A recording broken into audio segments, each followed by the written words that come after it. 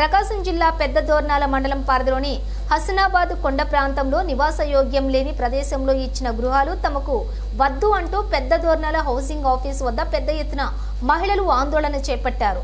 గత వైసీపీ ప్రభుత్వం హయాంలోని 140 మంజూరయ్యాయి. మార్కాపురం హౌసింగ్ ఈ పవన్ కుమార్ తెలియజేశారు. ఈ మేరకు బాధిత మహిళలు దోర్నాల పట్టణానికి 11 కిలోమీటర్ల దూరంలో ఎలాంటి మౌలిక సదుపాయాలు లేని కొండ ప్రాంతంలో ఇళ్ల స్థలాలు మంజూరు చేశారని, తమకు అక్కడ నివసించడానికి చుట్టుపక్కల అంతా అటవీ ప్రాంతం కావడంతో క్రూర మృగాలు సంచరిస్తాయని, ఎలాంటి సౌకర్యాలు లేవని, పిల్లలు స్కూల్కు వెళ్లాలన్నా కాలేజీలకు వెళ్లాలన్నా అటవీ ప్రాంతం కావడంతో ఎలాంటి రవాణా సౌకర్యాలు లేకపోవడంతో ఇబ్బందులకు గురి కావడం జరుగుతుందన్నారు.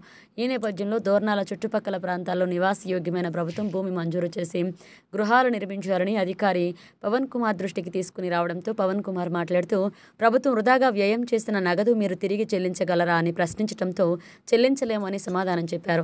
పెద్ద దోర్నాల ప్రాంతంలో నివాసయోగ్యమైన స్థలం మంజూరు చేసి గృహ నిర్మాణ సంస్థ ద్వారా మంజూరయ్యే నిధుల నుండి ఖాతాలలో జమైన నగదును మినహాయించి నూతన గృహాలను మంజూరు చేసేందుకు హౌసింగ్ ఈ పవన్ కుమార్ తన వంతుగా కృషి చేసి ఉన్నతాధికారుల దృష్టికి తీసుకుని వెళ్తామని తెలిపారు. ఈ కార్యక్రమంలో హౌసింగ్ ఈ శివశంకర్ ఈ పవన్ కుమార్ పాల్గొన్నారు.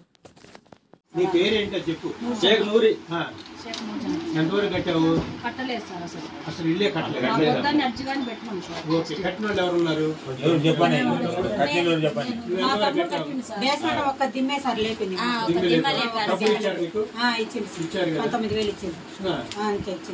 మాకైతే బెల్లారోలే తీసుకున్నారు సార్. బెల్లారోలే తీసుకున్నారు. 60,000 పడితే మీ ఖాతా కింద వాళ్ళకైనా వెళ్ళిపోయింది. కట్టిన దానికి ఇచ్చాము, కట్టిన దానికి ఇవ్వలేదు. మీ అభిప్రాయం ఏంటి? మేము ఇచ్చిన డబ్బులు మాకు కడతారు మరి? కట్టేస్తాం సార్. మీరు ఇచ్చినా కానీ మేము కట్టేస్తాం. మా డబ్బులు మాకు తిరిగి కడతారా? డబ్బులు చేతికి ఎంత వస్తే అంత ఇచ్చేస్తాం సార్. 60,000 వచ్చినాయా మీకు? ఆ డబ్బులు మీరు రిటర్న్ ఇస్తారా? 19,000 ఇస్తారా? అట్లగా తల్లి, మీరు మీకు 60,000 వచ్చాయనుకో, ఈ 60,000 రూపాయలు మాకు తిరిగి కట్టగలవా? మరి ఏం చేయాలి?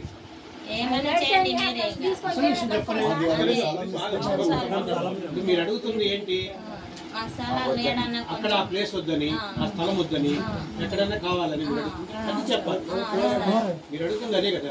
ఇప్పుడు చెప్పలేరు, కొంతమంది చెప్పలేదు. ప్లేస్ ఇచ్చారనుకో, ఇది మినహాయించుకొని మిగతా డబ్బులు ఓకేనా? మరి అంతే సార్.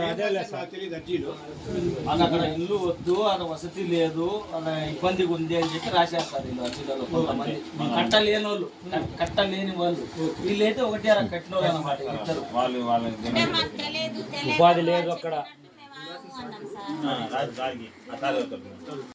అర్థమైంది సార్. అక్కడ వరదొస్తే అటు పోను లేదు, ఇటు రాను లేదు సార్. రోడ్డు వసతి సరిగ్గా లేదు. అందులో కొండ రోడ్డును ఇచ్చింది. ఈ జింకలు, పులుగులు ఇలాంటివి అన్నీ తిరుగుతూ ఉంది. మాకు పోవటానికి భయమే, రావటానికి భయమే సార్.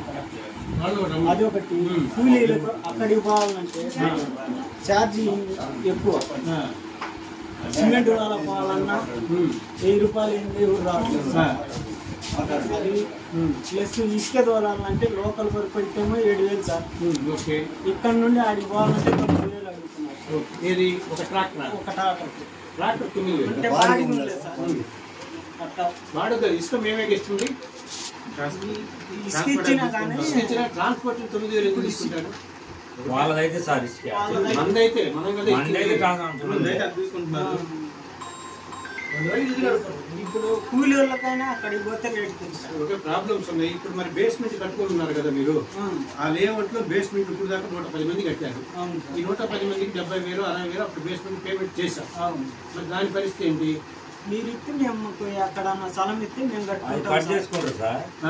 మీకు ఇచ్చి మీరు ఇచ్చిన వరకు కట్ చేసుకొని మీరు బిల్ చేయండి. మేము స్థలం ఇస్తే స్థలం వేరే చోట ఇస్తే మీకు ఇచ్చిన డబ్బులు మైనస్ చేసుకొని మిగతాది 1,80,000లో 70 పోతే 1,10,000 తోటి మీరు పూర్తి చేస్తారు. మా సొంత అయితే నాకు కష్టం చేసుకొని వెంటనే బేస్మెంట్ కూడా వేసుకుంటారు. సొంత చేసుకొని 15 కిలోమీటర్లు సార్. ఉపాధి లేదు అక్కడ. ఓకే, అప్పుడు బాగానే ఉంది కదా. మరి కట్టేటప్పుడు డబ్బులు కష్టపడి క్యాన్సల్ చేస్తాం, మీ పేరు మీద ఏం రాదు అని భయపిస్తురే సార్. ఇంకా మేమేం చేయాలి? భయపడి చేసేది సార్ మనం నష్టమే. ఒకటి సార్ పెద్ద వాగు తీగలు వస్తే అవసరం పోయే వీలు లేదు. ఏదైనా జబ్బు వచ్చి ప్రాణగండంగా ఉంటే వచ్చాక ఇక్కడికి వదిలే సరిపోతుంది మనిషి. జడ్పీ సమావేశంలో గౌరవనీయులు మన